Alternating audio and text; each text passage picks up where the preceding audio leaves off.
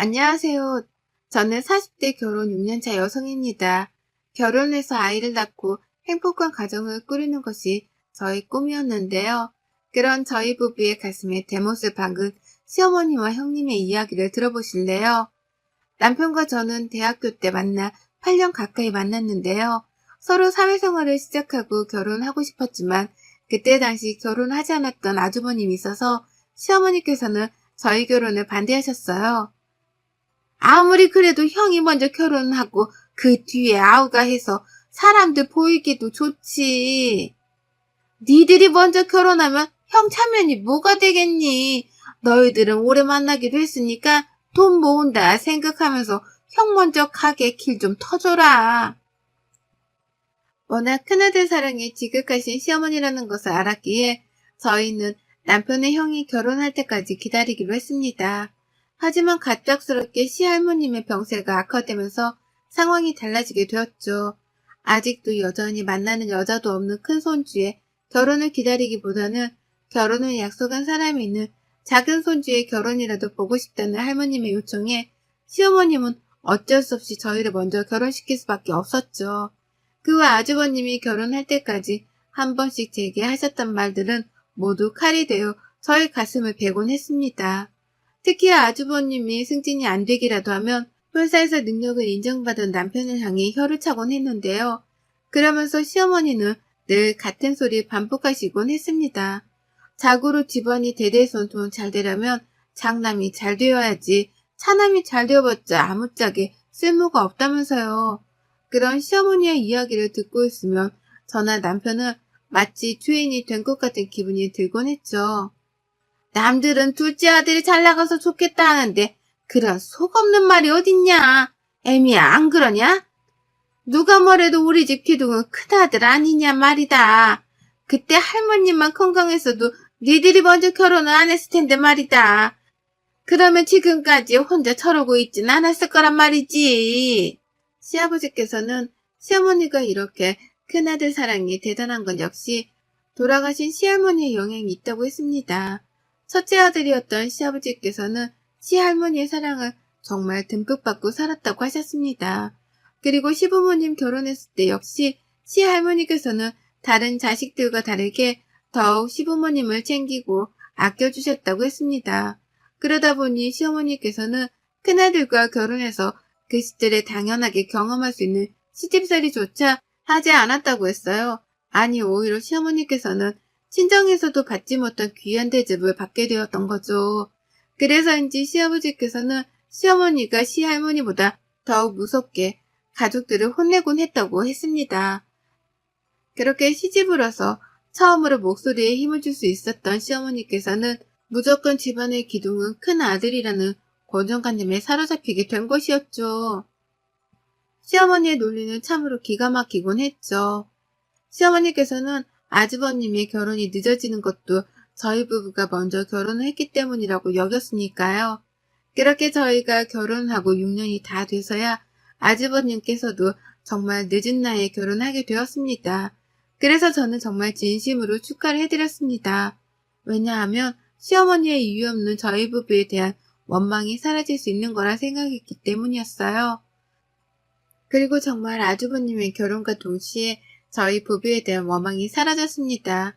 아주버님께서 신혼여행을 다녀온 뒤 처음으로 모든 가족이 함께 식사 자리가 마련되었습니다. 새로운 식구를 맞아 저와 어머니께서는 열심히 음식을 마련했지요. 새아가 음식이 괜찮니? 너는 먹는 것도 어쩜 이렇게 곱니? 누가 봐도 큰아들과 결혼한 여자 같구나. 나도 옛날에 결혼했을 때 어딜 가나 큰아들과 결혼했냐는 소리를 그렇게 많이 들었다. 아가야, 너도 나처럼 복이 얼굴에 가득한 걸 보아하니 우리 큰아들이 앞으로 승승장구하겠구나. 저도 어렸을 때 매일 큰아들한테 시집갈 것 같다는 이야기를 친척 어른들께 많이 들었는데 정말 그렇게 됐잖아요, 어머니. 동서가 왜 이렇게 빨리 결혼했나 했더니 어머님이 이렇게 좋으시니까 얼른 시집오고 싶었나 봐요. 시어머니께서는 그 말을 듣자마자 저를 보시고는 뭐가 그렇게 급해서 이렇게 빨리 결혼했는지 모르겠다고 또 말씀하셨습니다. 그러면서 시어머니는 형이 잘 되도록 길을 터줘야 하는데 동생이란 것이 혼자 잘 나가겠다고 바리케이트를 쳤다고 하셨어요. 그 말 끝에 저는 할머니께서 원해서 한 결혼이지 저희도 그때 막 하고 싶어서 한 것은 아니었어요, 어머니. 라고 반박했습니다. 그 말이 끝나자마자 시어머니께서는 저를 힐끔 쳐다보시더니 주방에서 음식이나 가져오라고 하시더군요. 왜 우리 와이프한테 그래요, 어머니는? 진짜 일찍 시집와서 집안일 다 도와주고 그 덕에 어머니가 좀 편해지셨어요. 여보, 이제 큰아들 그렇게 소문대로 장가 보냈으니까 우리는 손 좀 놔. 경수님이 며느리 역할 하실 거죠? 시어머니께서는 남편의 말에 큰 소리를 치기 시작했습니다. 어디 감히 형수님한테 그렇게 버르장머리 없이 구느냐고요. 저는 정말 그 자리에서 박차고 일어나고 싶었습니다. 결국 듣고 계시던 시아버지께서 그만들 하라고 하시자 시어머니께서는 그제야 아무런 말씀을 하지 않으셨습니다. 그 후에도 시어머니와 형님은 어느새 사이가 좋아져서 자주 만나고 쇼핑도 다니고 하셨습니다. 평소 시어머니는 제가 모시고 나가려고만 해도 아서라 큰 며느리도 아닌데 네가 왜 나서냐? 라고 하시곤 했는데요. 결국 정말 시어머니께서 원하시던 큰 며느리를 얻었으니 무척이나 행복하겠지 싶었습니다. 그렇게 더욱 편안해질 거라고 생각했던 시어머니는 전혀 다른 방향으로 저희를 바라보시게 되었습니다.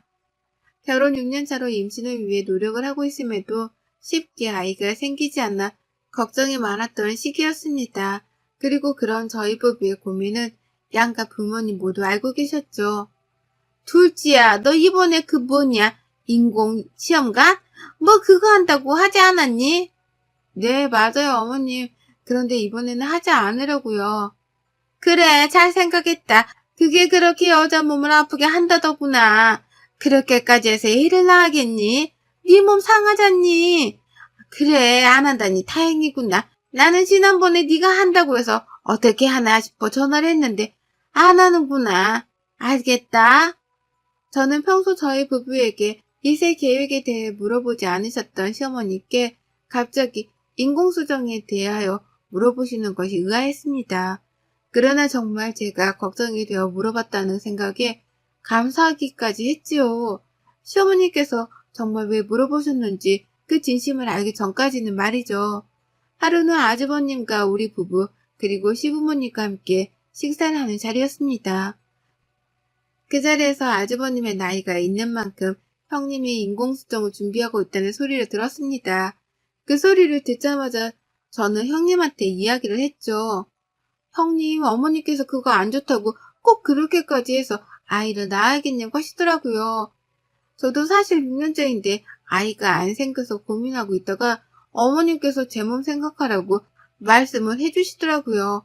형님도 아직 젊으신데 바로 인공수정 준비하지 말고 좀 더 기다려보면 어떠세요? 동서랑 내가 같아?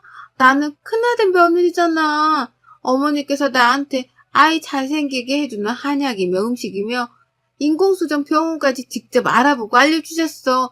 돈도 보내시고. 동서는 결혼 6년 차인데 아직도 어머님은 잘 몰라? 나보다 나이도 많은데 말이야. 형님의 말에 어이가 없더군요. 분명 시어머니께서는 제게 몸 생각해서라도 인공수정은 하지 말라고 했는데 형님한테는 아이 낳으라고 먼저 알아보기까지 했다니 기가 막히더군요. 그런데 저와 형님의 이야기를 듣던 시어머니께서는 오히려 제게 역정을 내셨습니다. 시어머니께서는 네가 큰애랑 같냐고 하시면서 집안에 큰아들이 자식을 낳아야지 둘째가 낳으면 뭐하냐고요. 만에 하나라도 큰애가 아이를 낳기 전에 둘째 네가 임신이라도 덜컥 해봐라. 그러면 세상에 형의 자식이 동생 자식에게 형, 누나 라고 불러야 하지 않냐? 이런 거지 같은 족보가 어디 있냐? 너는 큰애가 임신하기 전까지는 애 낳을 생각도 말아라. 시어머니께서는 제게 형님이 임신하기 전까지는 임신하지 말라면서 제가 유일하게 잘한 일이 아이를 못 가진 일이라고 하시더군요. 시어머니의 그 말을 듣고 있던 저는 그동안 아이를 갖고 싶어 했던 제 마음이 북받쳐 울면서 소리를 쳤습니다. 저는 시어머니께 정말 해도 너무하신다고 했습니다. 아무리 둘째 아들이고 둘째 며느리라고 해도 어머님이랑 함께한 세월이 있는데 어떻게 그렇게 모질게 말씀을 하실 수 있냐고요. 어떻게 아이를 낳지 말라고 할 수 있냐고요. 그렇게 소리를 쳤습니다. 그러자 시어머니께서 제게 네가 드디어 본색을 드러내는구나. 내가 너 언제 본색 보이나 했다. 내가 언제 낳지 말라서 안 낳았어? 네가 못 낳았잖아. 얘도 못 낳는 주제를 혼자 자격시킬까봐 그것도 차란 일이라고 칭찬했더니 어디 누구 앞에서 지금 이렇게 생난리를 치는 거야? 아주 못돼 먹은 것. 이라며 욕설을 퍼부시더군요. 정말 그만 좀 하세요, 어머니. 저 살면서 형 그림자라도 밟으면 형 앞길 막는다고 그렇게 저를 잡더니 이제는 저도 모자라서 이 사람한테까지 그래요. 그렇게 저희가 못마땅하면 저희를 차라리 보지 마세요. 이게 지금 어디서 건방을 떨어? 야, 이 자식아, 네가 지금 어머니한테 대들어? 어머님 말씀 뭐 토시라도 틀린 말 있어? 재수씨, 뭐가 그렇게 서운해요? 시어머니가 충분히 말할 수 있는 말 아니에요? 재수씨가 아이를 못 낳은 것을 왜 어머니 탓을 해요?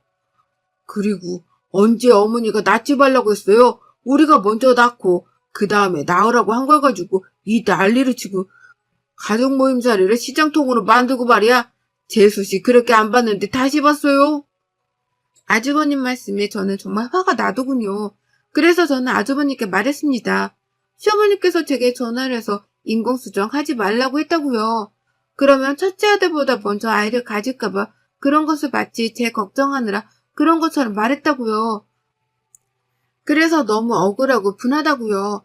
그러면서 저는 시어머니께 말씀드렸습니다. 저도 아이까지 준비할 거라고요. 그렇게 말씀드리고 저와 남편은 그 식사 자리를 박차고 나왔습니다. 그 일이 있은 후 사실 마음이 편치 않았습니다. 아무리 그래도 모든 가족이 있는 앞에서 울고 소리를 지른 것이 역 마음에 걸렸죠.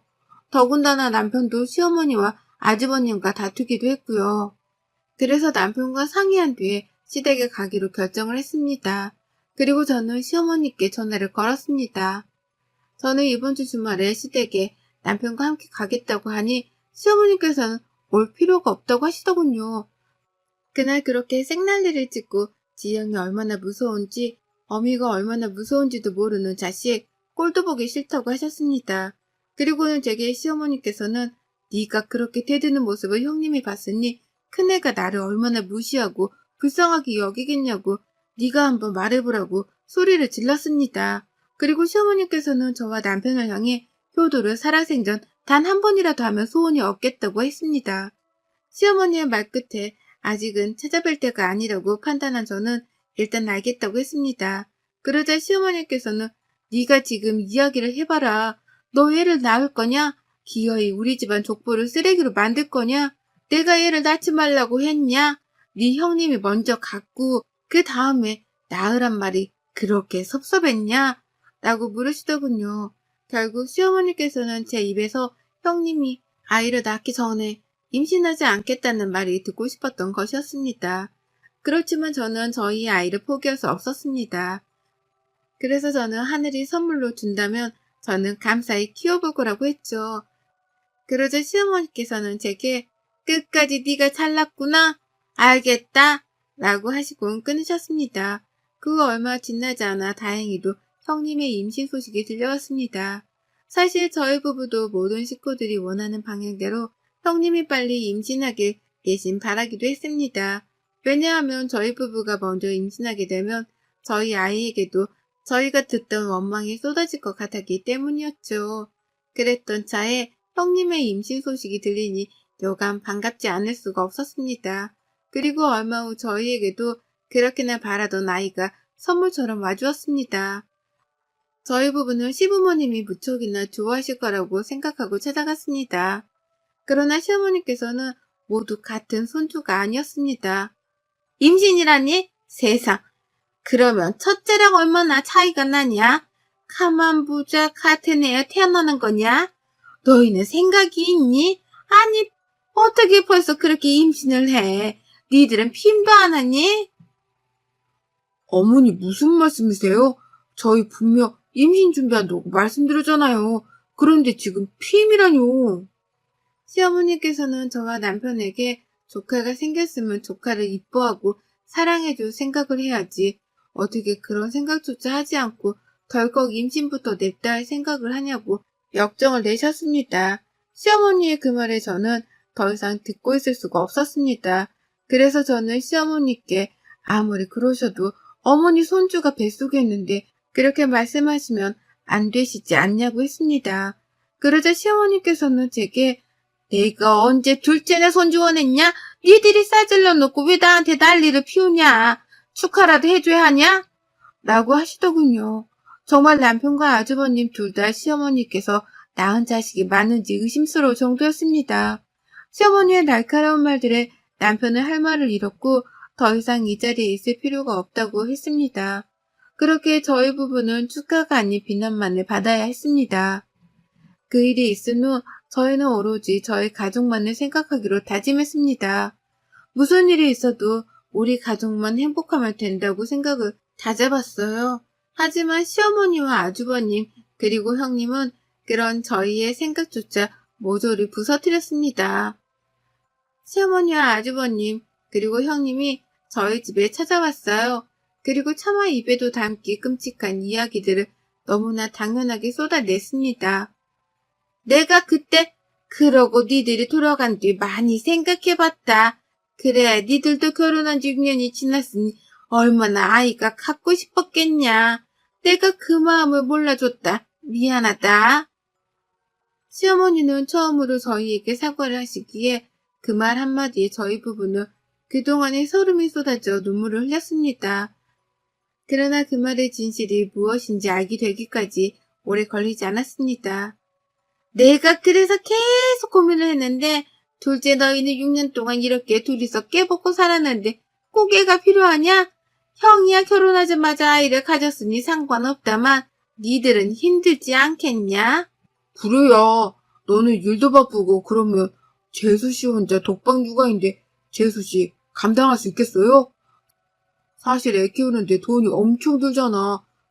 그런데 한 집안에 그것도 동시에 같은 애 둘씩이나 낳는다는 것이 잘 생각해봐. 무슨 말이 하고 싶은 건데요, 어머니?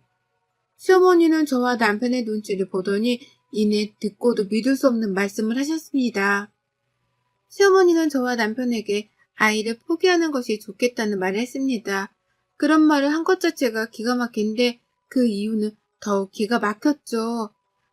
시어머니는 앞으로 아주버님 아이들이 커가는데 온 집안이 신경을 써야 한다고 하셨습니다. 그러면서 그러자니 저희 아이에게 돌아갈 돈들까지 모두 아주버님네 아이에게 쏟아진다면 더욱 좋지 않겠냐는 것이었어요. 그러면서 제게 시어머니는 둘째야, 둘째 좋다는 것이 이런 거다. 무자식이 상팔자란 소리 들어봤지? 너는 진짜 시집 차렸다. 어느 시애미가 애를 낳지 말라고 하겠니? 너희 둘이 놀러 다니고 여행 다니고 하면서 니들끼리 살아라. 그리고 매달 조금씩 조카 키우는데 보태면 얼마나 좋겠니? 그러면 우리 집안에 판사, 검사 다 나오지 않겠냐? 네 형님이 워낙 똑똑하고 형은 말할 것도 없잖냐. 니들이 조카한테 지원을 팍팍 해줘라. 라는데 그 말을 들은 우리 아가가 듣고 있다고 생각이 들으니 손이 떨렸습니다. 어머니, 해도 너무하시네요. 어떻게 그렇게 말씀을 하세요? 애를 포기하라뇨. 어떻게 온 아이인데 저희가 얼마나 바란 아이인데 포기를 하고 조카한테 지원을 하라고 하세요? 그것도 아직 태어나지 않은 아이인데. 동서, 아직 태어나지 않은 아이라니? 뱃속에 있는 우리 아가가 다 듣겠다. 말이 너무 심하네. 요즘 같은 세상에 집안에 아이가 많아봤자 서로 힘들어. 그럴 바에야 한쪽으로 쫙 밀어주는 게 좋지. 어머님이랑 나랑 아주버님이 다 깊이 고민하고 결정한 건데 왜 이렇게 난리야? 그러면 형수가 애를 포기하세요. 남편의 이 한마디에 시어머니께서는 남편의 뺨을 때렸습니다. 시어머니는 어디 감히 귀한 손주를 포기하라고 하냐고 욕설을 퍼부었죠. 저와 남편은 더 이상 참을 수가 없었습니다. 남편은 시어머니와 아주버님께 다시는 만나지 않겠다고 했습니다. 그동안 남편이 시댁에 도움을 주었던 모든 금전적 부분들을 끊겠다고까지 했습니다. 그러자 시어머니께서 남편에게 그깟 돈 좀 준다고 유세 떤다고 하더군요. 그 말에 저 역시 가만히 있을 수 없었습니다. 그리고 시어머니께 말했어요. 저는 이제 더 이상 어머님 며느리 아니라고요. 저는 이제 남편의 부인으로 아이 엄마로만 살겠다고요. 어머님의 며느리를 그만하겠다고 했습니다. 제 말에 시어머니는 집에 있는 물건을 던지려고 하셨고 남편이 막아섰습니다. 그리고 시아버지께 전화를 드렸죠. 모든 사실을 알게 된 시아버지께서는 아주버님에게 정신 빠진 녀석이라고 하시고는 저와 남편에게 너희들끼리 행복하게 살라고 하셨습니다. 시아버지께서는 그동안 너무 고생했다며 막아주지 못해 미안하다고 하셨어요. 그러면서 이제부터는 그 누구도 우리 부부에게 연락하지 못하게 하겠다고 하셨습니다. 다시는 우리를 괴롭히지 말라며 한 번이라도 연락할 날에는 큰아들도 다시는 보지 않겠다고 하셨죠. 시아버지의 단호함에 그날 시어머니와 아주버님네는 더 이상 저희 부부에게 뭐라고 하지 못했습니다. 나중에 저희를 찾아오신 시아버지께서는 눈물을 흘리셨습니다. 내가 너희 시어머니를 이렇게 만든 것인지도 모르겠다. 내가 너희 형을 이렇게 만든지도 모르겠다. 그래서 내가 그냥 모른 척 했다, 비겁하게. 그런데 이제는 내가 너희 지켜주마. 너희는 그동안 충분히 잘했다. 이제는 그만해도 된다. 시아버지의 말씀에 저희는 정말 많이 울었습니다. 그래서 그 후 시어머니와 아주버님과는 연락을 끊었습니다. 가끔씩 시아버지를 만나 함께 시간을 보내곤 합니다. 그리고 저희 부부의 사랑스러운 아기와 함께 행복한 하루를 보낼 수 있어 그저 감사합니다. 여러분의 생각은 댓글로 남겨주세요. 오늘도 시청해주셔서 정말 감사합니다.